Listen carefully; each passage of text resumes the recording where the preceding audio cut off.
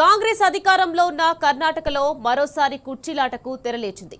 ప్రస్తుత ముఖ్యమంత్రి సిద్ధరామయ్యను తప్పించి ఆ స్థానంలో ఉప ముఖ్యమంత్రి డీకే శివకుమార్ ని నియమిస్తారని రాజకీయ వర్గాల్లో ప్రచారం జరుగుతున్నది. అయితే దీనిపై ఎలాంటి బహిరంగ ప్రకటనలు చేయవద్దని పార్టీ అధిష్టానం ఆదేశించినట్టు తెలుస్తోంది.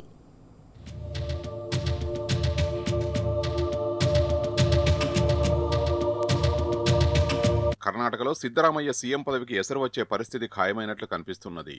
శనివారం జరిగిన అల్పాహార విందులో ఈ విషయంపై స్పష్టత వచ్చినట్టు తెలుస్తున్నది. ఈ 5 ఏళ్లు పదవిని తనకే విడిచిపెట్టాలని 2028లో జరిగే అసెంబ్లీ ఎన్నికల తర్వాత ముఖ్యమంత్రి పదవిని చేపట్టాల్సిందిగా ఉప ముఖ్యమంత్రి డీకే శివకుమార్ ను ముఖ్యమంత్రి సిద్ధరామయ్య అభ్యర్థించినట్లు విశ్వసనీయ వర్గాలు వెల్లడించాయి. ప్రకారం తనకు ఇప్పుడే ఆ పదవిని అప్పగించాలని డీకేఎస్ పట్టుబట్టినట్లు తెలిసింది.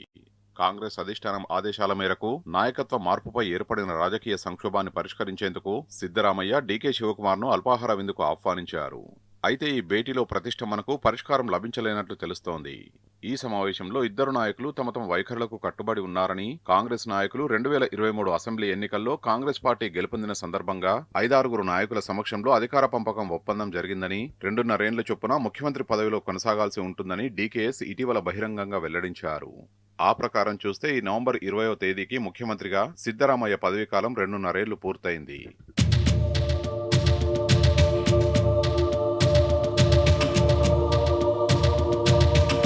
నాయకత్వ మార్పుపై గడిచిన వారం రోజులుగా కర్ణాటకలో రగులుతున్న రగడకు శనివారం జరిగిన మీటింగ్లోనూ పరిష్కారం లభించలేదు. మరో విడత సమావేశం కావాలని తామిద్దరం నిర్ణయించుకున్నామని, తానిచ్చే లంచ్ మీటింగ్లో ముఖ్యమంత్రి పాల్గొంటారని డీకే శివకుమార్ వెల్లడించడం ఈ సమస్య పూర్తిగా సమసిపోలేదన్న సంకేతాల్ని అందజేస్తోంది. తమ ఇద్దరి మధ్య ఎటువంటి విభేదాలు లేవని, భవిష్యత్తులోనూ ఉండబోవని బ్రేక్ఫాస్ట్ మీటింగ్ అనంతరం సిద్ధరామయ్య స్పష్టం చేశారు. 2028 ఎన్నికలే తమ ఎజెండా అని చెప్పారు.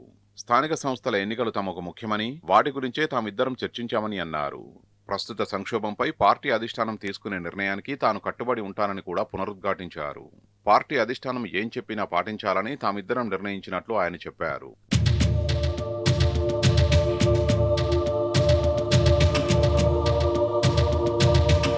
డీకే శివకుమార్ కూడా సిద్ధరామయ్య వ్యాఖ్యల్ని సమర్థించారు.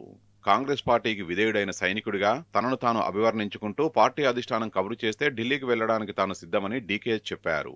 నాయకత్వ అంశానికి సంబంధించినంత వరకు పార్టీ అధిష్టానం నిర్ణయాన్ని పాటిస్తామని చెప్పారు. కాంగ్రెస్ పార్టీ క్లిష్ట సమయాన్ని ఎదుర్కొంటోందని తమకు కూడా తెలుసని, కర్ణాటక కీలక భూమిక పోషిస్తుందని తాము నమ్ముతున్నామని అన్నారు. ఖర్గే, రాహుల్ నాయకత్వంలో 2028లో మళ్లీ కాంగ్రెస్ ను అధికారంలోకి తీసుకువస్తామని డీకేఎస్ ప్రకటించారు. ఇద్దరు నాయకులు ఎక్స్లో పోస్టులు పెట్టి అధిష్టానం ఆదేశాలు తాము పాటించినట్టు చెప్పే ప్రయత్నం చేశారు.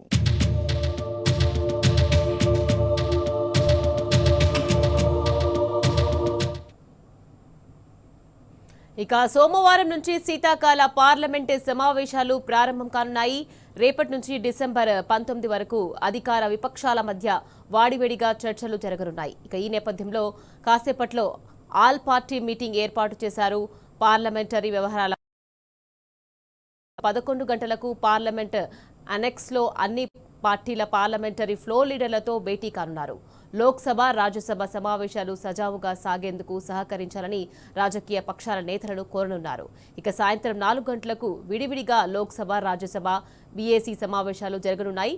పార్లమెంటు సమావేశాల్లో చర్చించే అంశాల ఎజెండాను ఖరారు చేయనున్నాయి.